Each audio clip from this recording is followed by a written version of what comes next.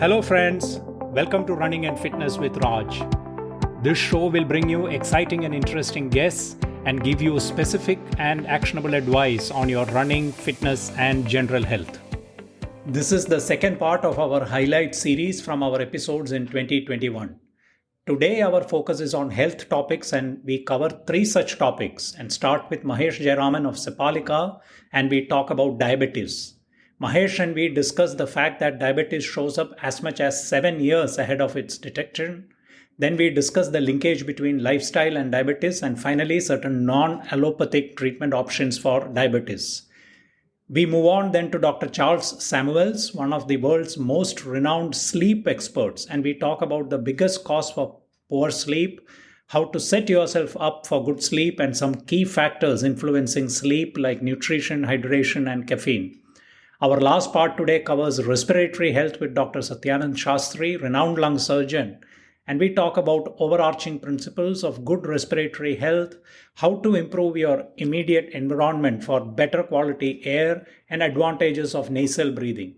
So happy listening, and here we start with Mahesh Jayaraman.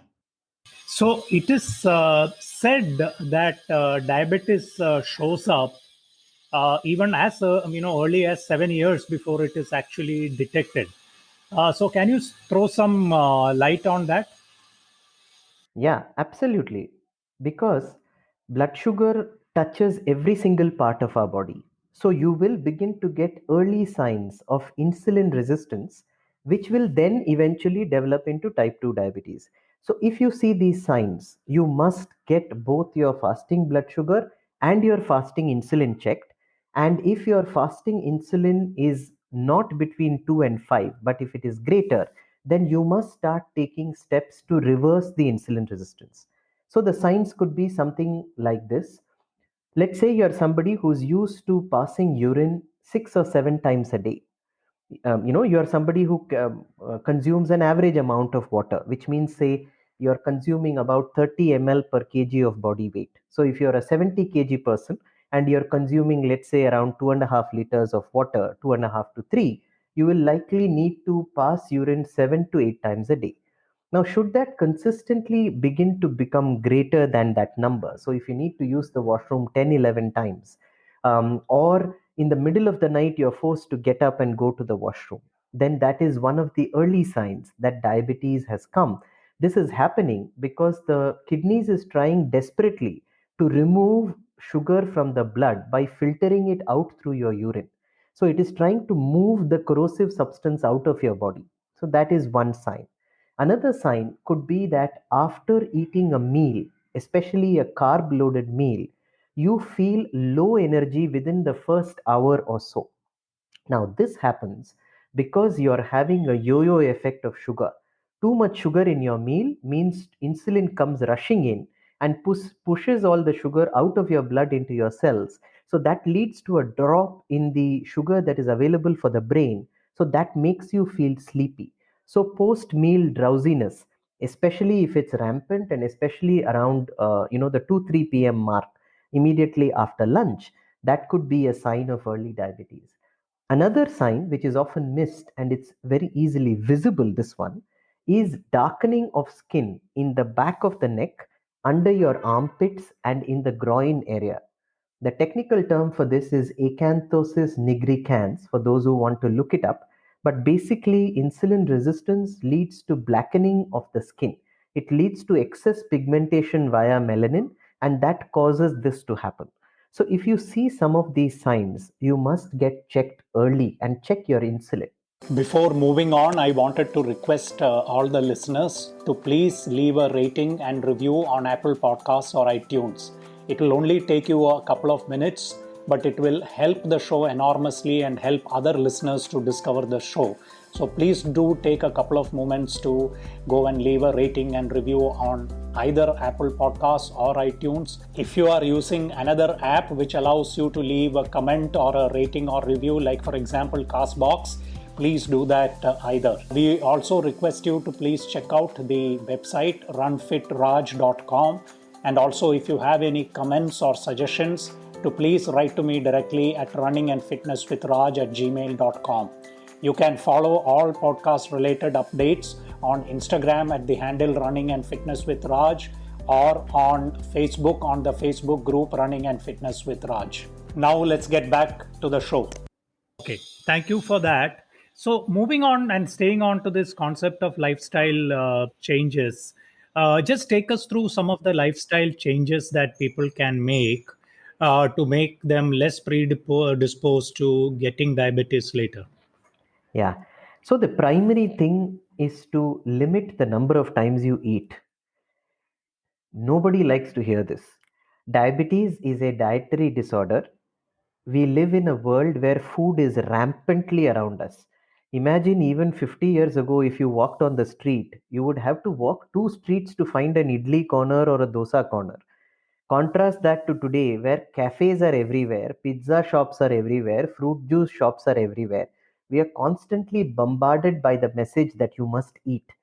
When you add to this, doctors also saying you must have frequent meals all the time.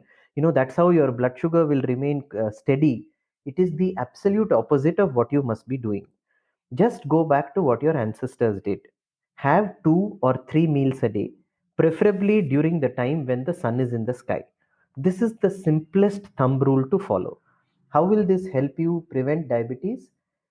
Insulin is the hormone that is provoked when you eat. When you give periods of rest between two meals, insulin goes down. When insulin goes down, you don't develop insulin resistance. You don't develop insulin resistance, you will not become diabetic. So, the simplest advice is at least start by fasting between dinner the previous night and breakfast the next day, anywhere between 12 to 14 hours at least. This is the simplest rule. Second rule to follow is a simple circadian rhythm rule, which is that when the sun is in the sky and at its highest point, have your main meal of the day at that time. And at both sides, when the sun is either just rising or just setting, have lighter meals. So, if you can restrict yourself to 3 meals a day with no snacks in between, you will likely be able to at least take away 80% chances of you getting diabetes. This is one. Second thing is to reduce the overall amount of stress that you have. And this is especially true in the context of stress impacting sleep adversely. If you go to bed in a stressed state, then your brain has to continue working through the night. The brain will demand sugar. The liver will release the excess, the stored sugar in order to keep fueling the brain. So you have insulin and sugar exposure for much longer. During the time of the night when we sleep, 8 to 10 hours, the body is meant to have low levels of insulin because you're not doing anything that requires energy and insulin to act. So make sure that you improve your stress response. I can give you a interesting example to illustrate this. So one of my patients who came to me with a 10.5 level of HbA1c, and he had been through everywhere, and nothing seemed to help him. He was already on three diabetes medications: one metformin, one glimepiride, one sitagliptin, all varieties of diabetes medicines. So when I looked into his lifestyle, it turned out that he was a currency trader, somebody whose life was very high stakes. He made lakhs and lost lakhs within the space of a couple of hours, and he was somebody who was under a lot of stress. So here's what happens when you have stress. The human body has not evolved for the last 10,000 years. I think we mentioned this in the last recording as well. So stress means you are trying to escape from a tiger. So what does the body do when you need to escape from a tiger? It diverts all energy from non-essential functions like digestion and reproduction and sends all the energy to your hands to fight, to your legs to flight, and to your brain to record everything in ultra slow motion. So next time we can remember how we escaped the tiger. These are the three areas that require the energy. And where does this energy come from? The brain instructs your adrenal glands to go to the liver and pull out stored sugar into your bloodstream. So, what happens is your blood sugar suddenly spikes when you have high stress. And the mechanism for disposing that sugar is as you escape from the tiger, you have to run, you have to climb up a tree. All that process will use up the sugar. Now, cut to this modern day gentleman where he's got stress and his body thinks he's being chased by a tiger, and so it pulls out sugar from his liver into his bloodstream and the sugar spikes, except he has nowhere to run and no tree to climb. He's just looking at a computer monitor. So now the blood sugar remains elevated because it never got used up in physical activity. So the trick I gave him is, when I got into his clinical history, I realized he had been a boxer in college. So in his training room, for him, we hung a boxing bag. So every time I said, you lose in a trade or you win in a trade, go and punch the bag for 2 minutes. So by punching the bag for 2 minutes, I was making him burn up the excess sugar, which he would have normally burnt up escaping from the tiger. So once the tiger escape sugar was used up, his overall levels of sugar started to come down. So stress is the second element to manage when you're thinking of sugar. All of us all day long have small episodes of stress that we no longer count as a big stress, so we think it shouldn't affect our blood sugar. But a traffic light that just turned red before you were going to cross it, your boss telling you that you have missed a deadline, even your wife reminding you that you forgot to bring some item for the house, all of these are stressors and each of them moves your blood sugar up. So if you have a daily ritual of meditation or breath work or even gentle running or anything that can use up that blood sugar, you will be much less disposed to getting type 2 diabetes from stress.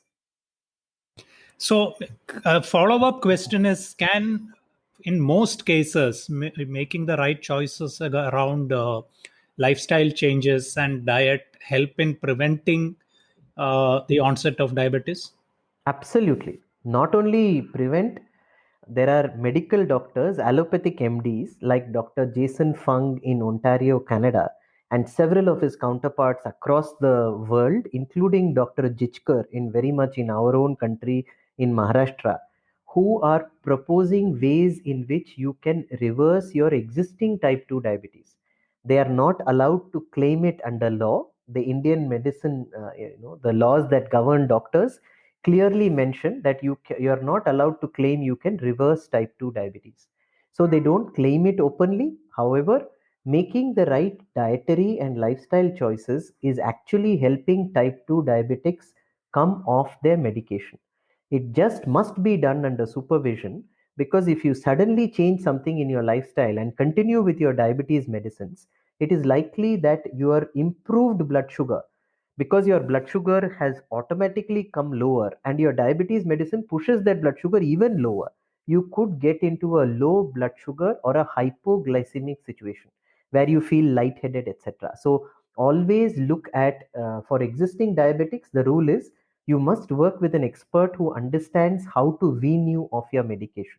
So it's a gradual process. Don't do cold turkey. Okay. Now, okay, let's say that you need some sort of treatment for your diabetes. Despite your best efforts, you can't contracted it. Allopathic medicines are something people are kind of aware of. So can you take us through some of the alternates which are today available, whether it is Ayurveda, alternate measure methods, or things like acupressure, and also how can you combine some of these methods to bring it under control and hopefully wean you off the dependence of medication? Yes, absolutely. I think we are entering into an era of integrated medical practice where it takes more than one modality to actually help cover the entire breadth of patients. Something may work for somebody, something else works for somebody else. It's not that we are, one society, all living very common looking lives. That's not how it is. Even with the genetic changes, even our lifestyles are quite different. So, yes, alternate approaches to diabetes do work. I have seen them work in many patients. What is important is those alternative approaches will always involve lifestyle changes. There is a old saying I keep repeating to my patients: look for the key where you lost it. Don't look for the place that has the light. If you lose the key in the darkness and then go and find it under the street lamp because there is light there, you're not going to find it. So, what this means is, unless you change your lifestyle, diabetes will not go away. Blood sugar can go away in 100 ways. I've already told you that is a false thing to look at. So, don't look at blood sugar and say, my blood sugar is under control with either allopathy or homeopathy or Ayurveda. That is not the point. If your blood insulin is not under control, you are still diabetic. So, lifestyle changes are crucial. Homeopathy, Ayurveda, etc., will almost always suggest some form of lifestyle changes, especially Ayurveda. Ayurveda doesn't even have a term for diabetes because it believes that it comes from a different kind of causation where the person has inability to digest foods properly. So Ayurveda will take it from the digestion route, etc. Can you combine approaches? By all means. So, for example, even a simple Ayurvedic home remedy like soaking methi seeds overnight and having the water and chewing the methi seeds may work for 60% of the population. So, these are all things we share with each other via WhatsApp University. So, these things do work, but remember, they will only work for 60% of the people. For a person in whom the diabetes is being caused more by stress and less by diet, the methi water may not work. That is our understanding. There we find that ways of reducing stress, pranayama, using the herb ashwagandha, helping them sleep better, those are things that can lead to far better results. So, the primary way to fix diabetes in our experience with all our patients is reduce the amount of processed carbs in your diet, increase good fats like ghee and processed and cold pressed oils, remove all processed foods from your diet, help to manage stress better, often by, like I'm combining here, so I'm saying use pranayama, use ashwagandha. So we are already combining an ayurvedic thing with a western approach, and just do the commonsensical thing that naturopathy would suggest, which is only 3 meals a day and proper fasting in between. And once in a while, few occasions of the year where we are naturally, according to our religion, asked to fast, do those fasts. It really can make a huge difference to your diabetes risk over the rest of the year. So if you're a person who follows Islam, then keep the roza. The roza is not just for some religious purpose. The long period of the daytime fast actually improves insulin sensitivity. It's been proven in actual research studies published on PubMed and NIH. This is not just something that we are making up to promote religion. Similarly, for Christians, there is a period of Lent. The first meal happens at 3 p.m. So in Hinduism, we have any number of fasts followed by any number of feasts. So from Ekadashi Vrata on a monthly basis to all kinds of Kadwa Chauth, we've got all sorts of ways in which fasting is built into our religion. So even including that, so combining these small approaches can make a big difference to both protecting you and to help you wean off medicines. Now we discuss issues related to sleep with Dr. Charles Samuels. So, coming back to recreational athletes and what you have seen, uh, it's clear that it's somewhat prevalent, at least if not widely prevalent, in terms of sleep issues. So, can you take us through first some of the factors contributing to this? Why people have this? Because intuitively one would feel that if you have lack of sleep, like for example, day before yesterday night I didn't sleep well. By afternoon yesterday I was very groggy, I was having a mild headache, and I knew all I needed was to take a nap and my headache will go away. So there are, in most cases, there is a physical cue or cues which your body gives you when you have had sleep deprivation. And so why do people just not change their habits? I mean, Yeah. what are the Well, reasons? So this is important. So I'm going to go through all of the basics for you so that when the listeners, they can leave the show knowing what to look for themselves, and it's very straightforward. So, but human beings, when it comes to human behavior, sleep and weight control are two of the most fragile parts of our human physiology. Okay. So when they're disturbed, human beings don't do what's needed. Their intuition is not to do what's needed to correct the problem. It's just human behavior. They're not doing anything wrong. They're just not aware of what to do. So one is that in order to have normal, restful sleep, you must know how much you need, not how much you can get away with, but what you need. So most people will answer, oh, I can get away with 6 hours a night and I'm fine. Well, that's all well and good, but that's not optimal. So most human beings, your population, which would be adults in middle ages, would need 7.5 to 8 hours of sleep a night. That's what we would recommend. About 10% of your population have insomnia, so they can't sleep. They have difficulty falling asleep and staying asleep. And as they get older, that gets worse in terms of mostly staying asleep. So that actually shortens sleep and disturbed sleep. So those two factors are really important. If you have short, you don't get enough, or if you have the right amount, but it's broken, that will disrupt the restorative quality of your sleep. And the downstream effect will be next day consequences cognitively, behaviorally, and physically. Cognitively, memory, concentration, very straightforward. Okay. Behaviorally, irritability, very straightforward. Okay. Or sleepiness. Yeah. So people react to sleep loss in two ways. They either get sleepy or they get irritable because they're trying to stay awake when they're sleepy. Yeah. Okay. And that shows up in their behavior. Or they can have things like headaches, like you mentioned. And you know the medicine, when you have a nap, the headache goes away. So you know. And it's like if you did a long run and didn't hydrate, you know that you could end up with a headache and some muscle cramping. Yeah, absolutely. And you know the solution. Electrolytes and fluid. It's the same with sleep. So it's really important. And it can be very much on just one night of sleep loss, like minimum 2 to 4 hours, and you can feel these effects.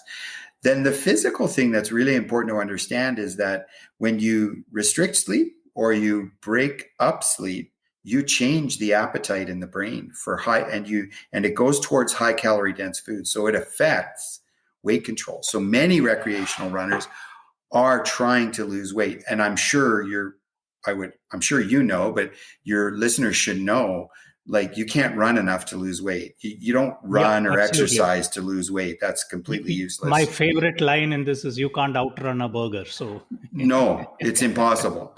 So, and that's a good way to put it. Can I use that? That's a great absolutely. line. Actually, it's not mine. I believe it was in one of the studies published in the British Journal of Medicine. The first line, the Surgeon General or the equivalent had written a preface or an introduction, and he said this. He said, you can't outrun. So don't read this if you are looking for exercise to compensate for poor diet. It doesn't, and so when you lose sleep, though, it affects your metabolism and the storage of energy. So one is you crave high calorie dense foods. Two is you store the energy, you don't burn it. And so these are very important factors for the average individual to understand, that really sleep is very important to keep these things stable. And of course, if we didn't have technology, it would just be that people ignored their sleep and didn't pay attention to it. But now with technology, they actually have something to do that gets in the way of them sleeping. Okay. And that's a big issue. Technology is the number one barrier to normal sleep health in the world today. Okay. I can probably guess where you are going with this, and I want to probe you a little more. Mm-hmm. So you are talking of things like screen, close to bedtime, which will have an impact when you try to sleep. Take us through a little more, or dive a little more on how people can change their behavior, or what should they really be doing to break this break the cycle. So what you do, like, if you're let's focus on recreational people, not an athlete, because we have way more control over athletes than we do on our average runner. So I think what's important when you're a recreational runner, but running competitively and you take it seriously, is that you start by looking at your recovery, not your training, which is the absolute opposite of what everyone does. So, and your recovery needs to be composed of your sleep first. So in other words, you have to get your sleep. That's the foundation of recovery. So you say, I need 7 hours, I need 8 hours, and that's what I need. So you set that. Then you set your wake up time and you go backwards. So that's how you set your clock for your, what we call a sleep window. Okay. It's always set based on wake up time, because of course wake up time is determined by school or work or obligations and whatnot. And then you go backwards, and that can be a problem for some who have to wake up really early, because the brain doesn't go to bed early. Yeah. It's not easy for the brain to fall asleep at 8 o'clock at night if your natural rhythm is 11. So you have to take these things into consideration. And that's how you set your sleep period. And then you do everything else around that. You do your training around. So I have people waking up 4 a.m. to train. Well, that's ridiculous. Sooner or later, it's going to catch up with you. There are very few long distance endurance runners who can wake up at 4 and, run on a daily basis and keep that up for many, many months at a time. It's not, and if you're getting 8 hours a night of sleep, sure you can. Yeah, which means you have to be in bed or asleep by 8 p.m., which is it's ridiculous for most people who have a people. family. Yeah, it's quite difficult, right? Yeah. And so that's what I find is that athletes, in order to get their training session in, are jamming it in at some point that's ridiculous, waking up way too early. So I have a big issue with that. And I talk to athletes about that all the time, especially recreational athletes, because they're doing this.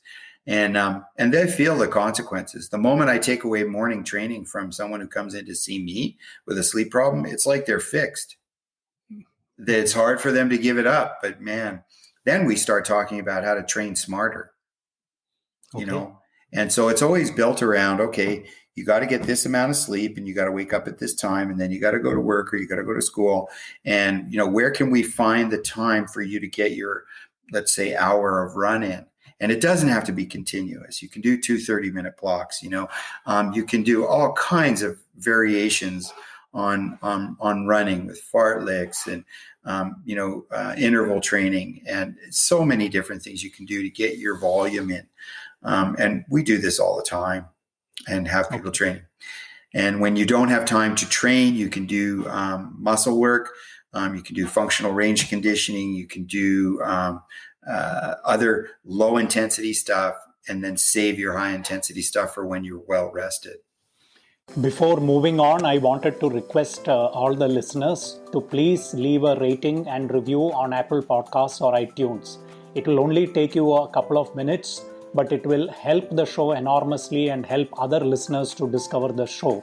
So please do take a couple of moments to go and leave a rating and review on either Apple Podcasts or iTunes. If you are using another app which allows you to leave a comment or a rating or review, like for example Castbox, please do that either. We also request you to please check out the website runfitraj.com, and also if you have any comments or suggestions, to please write to me directly at runningandfitnesswithraj@gmail.com. You can follow all podcast related updates on Instagram at the handle Running and Fitness with Raj, or on Facebook on the Facebook group Running and Fitness with Raj. Now let's get back to the show. And what are screen is obviously the single biggest issue you have identified. Are there any other factors which affect the quality of sleep? I'm just forwarding or taking this question a little earlier now, what I had in mind. Things like, for example, caffeine. That's what. So can you just talk us through some of the other issues as well? So as soon as you said that, immediately it's nutrition and hydration. And in hydration, it's electrolyte replacement. So these things are critical. Okay. Yeah, because if you're going to bed poorly hydrated, low on electrolytes, you're going to be cramping. You're going to have a crappy sleep. That just makes the problem worse. So these things are really important to have electrolyte replacement. Like I'm drinking, like here where I am, it's extremely dry. So it's a minimum of 3 to 4 liters a day, even without training. Okay. And there's always an electrolyte form of replacement. I have 3 different kinds that, depending on what I'm doing, I'll use. And so I'm very attentive to that because of the cramping, and then it disturbs your sleep. So this is really important. So, and then nutrition, eating right, and scheduling your eating so that it fits with your sleep schedule is really important, because large meals at the end of the day can totally disrupt sleep. Okay. And, people are doing all kinds of funky diets, from full-on keto diets to the intermittent fasting, and it has to fit in with their training. It has to fit. You can't just do everything. And so you got to be careful about what you're doing. So again, because it always goes back to recovery. So when you talk about things like caffeine, nicotine, alcohol, they have a huge effect on sleep. So of course, we're not talking to a population that smokes, but nicotine is more stimulating to the brain than caffeine. And okay. smokers don't know that. They smoke Okay. before they go to bed to relax, but the problem is they don't sleep. Okay. It's extremely stimulating. So caffeine, what's important to understand about caffeine, especially in athletes, whether you're elite or recreational, caffeine is very helpful, but it needs to be used strategically. Many of these recreational athletes are just drinking coffee indiscriminately to maintain wakefulness, which is not the way to use it. And caffeine has a potent effect on reducing sleep drive. So that's how it works physiologically. And so the amount and the proximity to bedtime is critical. So, it's important. I have 2 double espressos in the morning. That's it. Okay. If I'm going to do an exercise session and I'm pretty tired, I might have a double espresso before that. That's it. That's very rare for me, because we all know that caffeine can help with exercise performance, right? But I would have to be super tired, or have had a really stressful day where I'm just not feeling it, where I might have a coffee before I go and train. My training sessions are no more than an hour. No way. Sunday runs could be 2 to 3 hours, but nothing during the week that's more than an hour, because I'm busy. And I have to save time in the day to do, have dinner and just relax. So these are the ways that I manage these things. Alcohol, terrible for sleep, especially in the older recreational athletes. So, I'm 63. So as you transition into your 50s, guys and women are going to notice that alcohol has a very disruptive effect on sleep. Okay. And so you need to be cognizant of that, and it might change how much you drink, how many nights a week you drink. And again, it affects your training for sure. Okay. So those would be the top 3. Vaping, really bad. Yeah, it's similar to smoking, I guess, in terms worse. The potency of the nicotine is much higher. In vaping. Okay. Now we switch to respiratory health with Dr. Satyanand Shastri.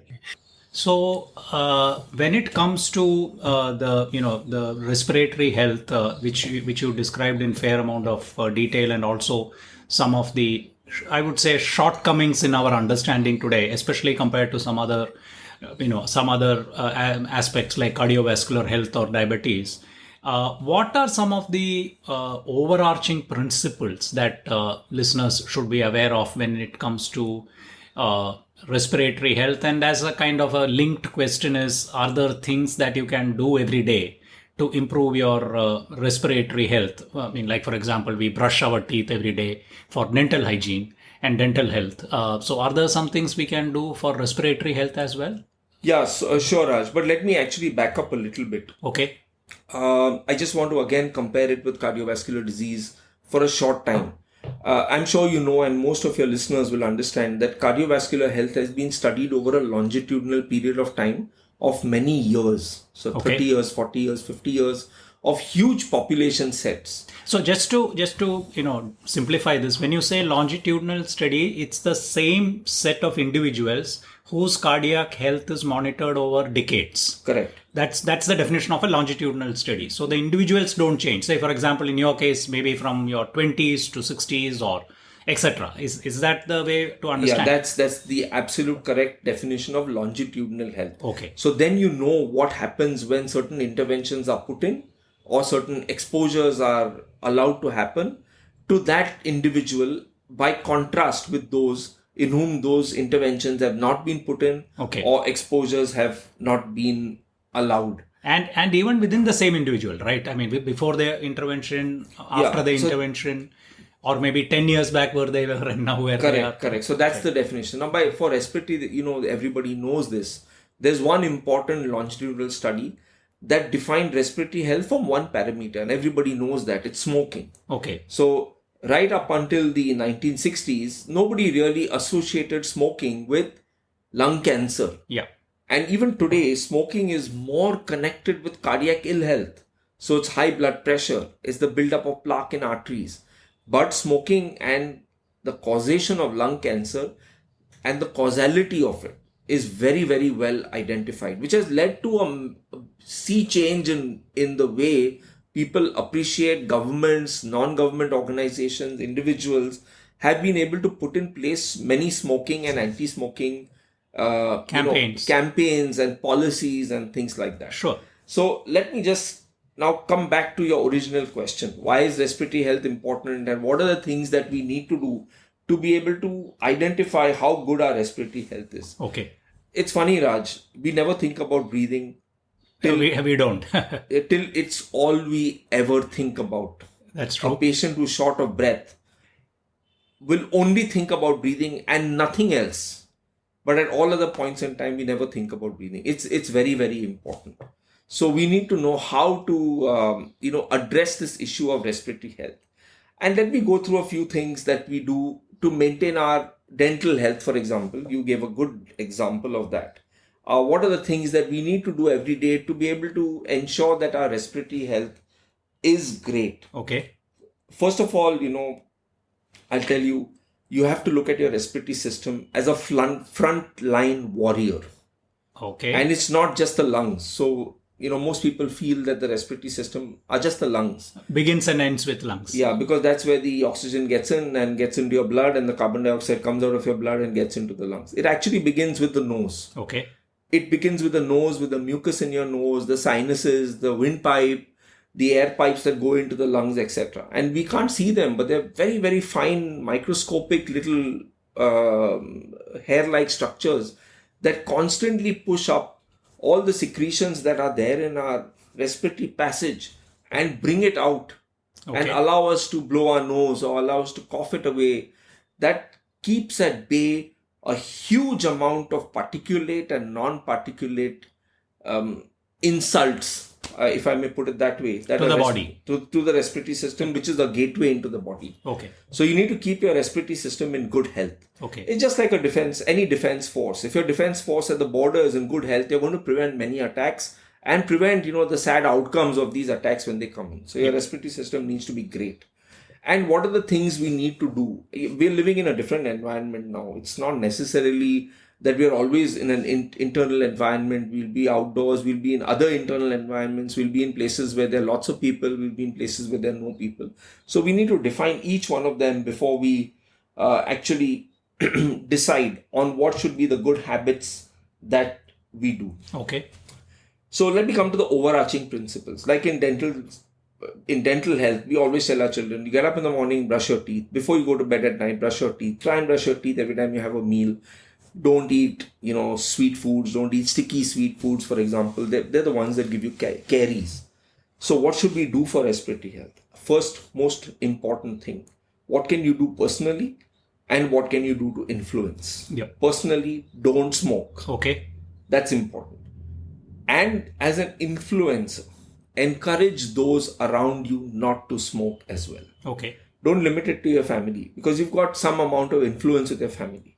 But it's important that your friends, your social circle, I'm sure, all of us are intelligent and mature enough to be able to put across this principle fairly well, that smoking is not good for health. Yeah. And I can tell you, it's not only not good for health for the smoker, it's not good for health. I'm sure everybody's heard of second-hand smoke. Yes. There are more than 7,000, terrible chemicals that come out of the tobacco and the cigarette paper or the pipe or the BD or whatever it is you're smoking. More than 7,000 chemicals. Harmful chemicals. Very harmful chemicals that can cause real ill health. So I would say the first two things to protect this great frontline warrior: don't smoke, and do all you can to encourage those around you not to smoke. Okay. So that is a couple of overarching principles that you mentioned. Now, I mean, obviously, as you said a little while earlier, we never think of respiratory health till we have some breathing difficulty, and in a way, breathing has been part of ancient tradition, modern tradition. There are a lot of a number of scientists, researchers, yoga teachers, fitness experts, all promote good breathing techniques. So what can you tell us about it? Yeah. So again, thanks Raj for that. And, all your listeners, I'm sure they've done a huge amount of research already on different, They're different. India, for example, is the home of yoga, and we send yoga across the world. And similarly, there are other ancient civilizations which have promoted their own breathing techniques as well. So I don't want to dwell on the type of exercise that you should do and what kind of exercise. I just want to go to the principles of why you should do these kind of things to keep your respiratory health great. Number one, there's a strong belief that if you're indoors, somehow the air quality is much better than outdoors. Okay. But I can tell you that there is some misconception in that. You're not protected if you're indoors as compared to outdoors, unless there's particulate matter, like in some cities of the world where it's really horrible. Yeah. But you can do some things to maintain your respiratory health and improve your breathing by doing a few simple things at home. Number one, many of us live in homes which have got air conditioners. Just check your filters.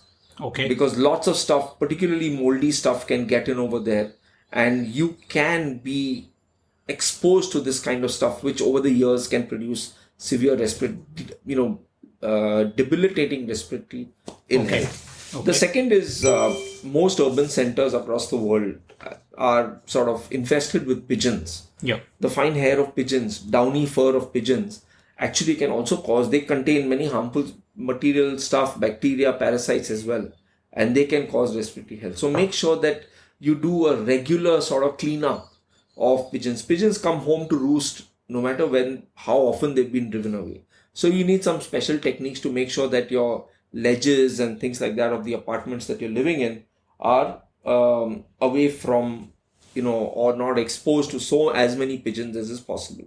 Improve the quality of air indoors.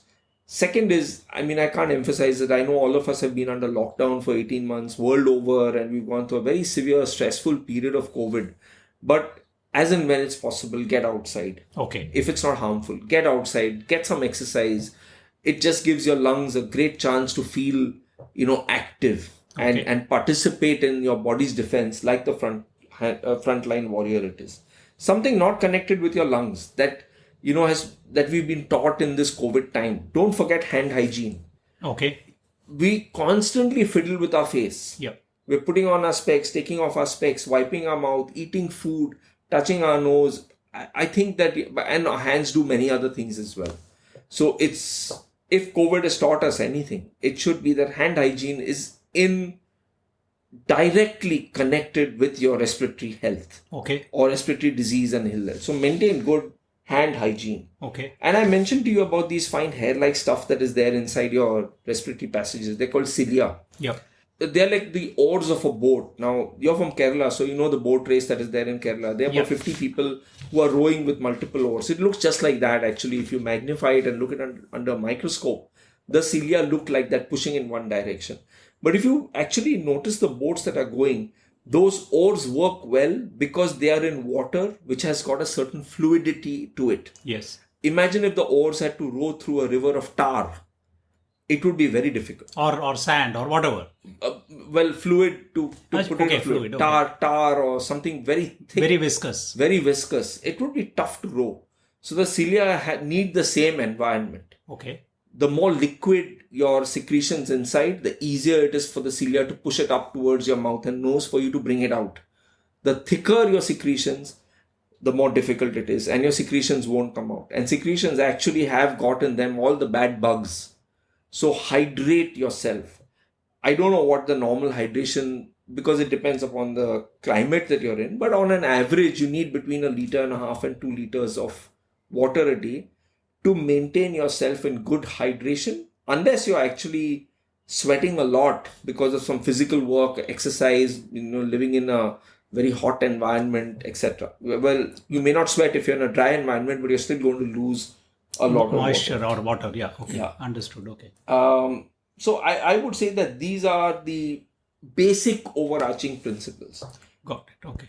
So we had earlier a guest, Patrick McKeown, who's very famous for the breathing techniques, and he personally had a very bad phase in his life when he was young, when he was an asthma patient, and through breathing techniques he has almost completely overcome it, and he has become a big advocate. And one of the things that he mentioned in our podcast with him was using your nose to breathe, even when you are doing exercise. Now, you are very aware that when people are doing exercise often, and especially if it is slightly hard exercise like a fast run or a fast cycling or a fast swim or what have you, you end up using using your mouth to get in air and things like that. So the couple of advantages that he explained were obviously one of the things you touched upon earlier, that everything starts from the nose itself, and it moistens the air, and as it goes inside, mouth doesn't moisten because mouth doesn't have that ability.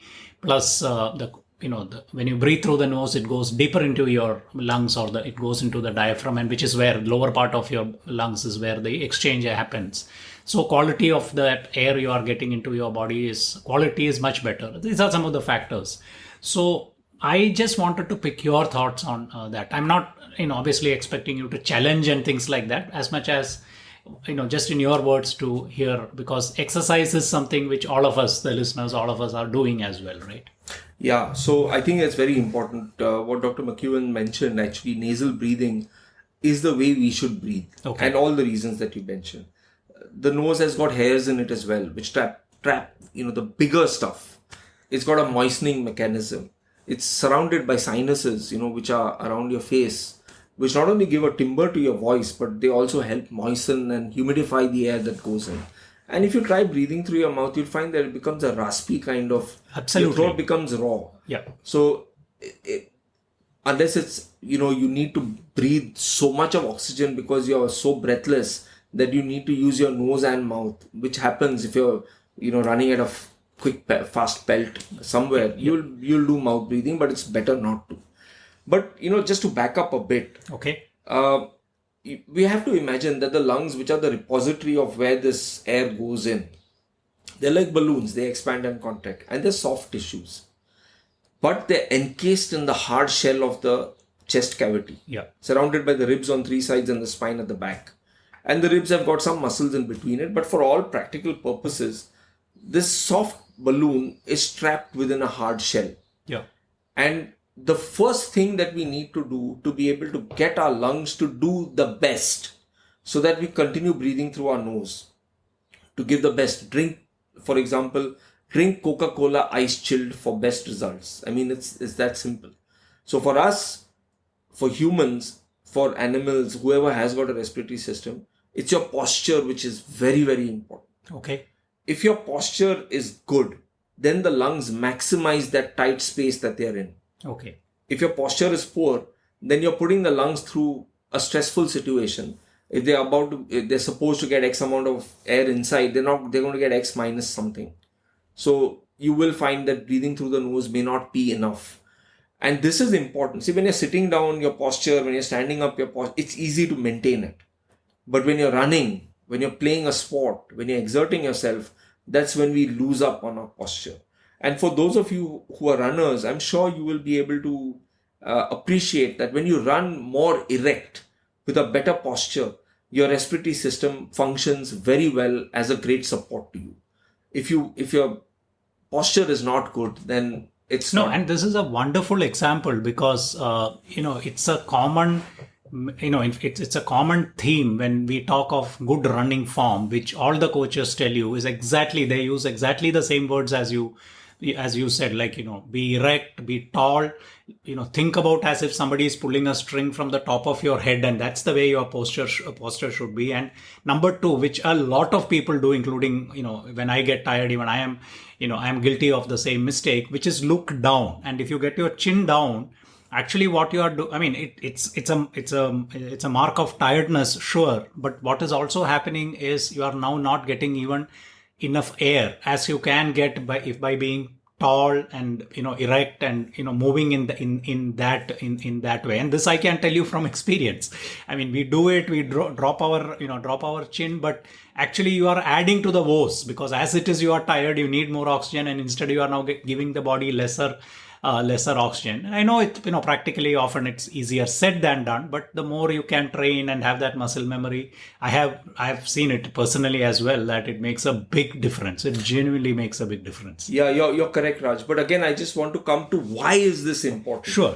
It's important because lungs are soft tissue trapped in a hard shell. If the hard shell is in a bad position to begin with, that soft tissue inside is not going to maximize itself. Absolutely. So you need to put that hard shell in the best possible position. Easy way to explain it is, of course, maintain your posture well. Now, as far as breathing is concerned, there are many breathing exercises, and I'm sure all your listeners have heard about diaphragmatic breathing, Yes. which is an efficient muscular breathing that uses the big muscle that separates from your tummy from your chest to be able to allow you to do breathing at rest. And if you practice it, it can help you a lot. It's much better than all the other muscles of your chest put together. The biggest muscle that actually works your breathing is your diaphragm. But we need to practice it.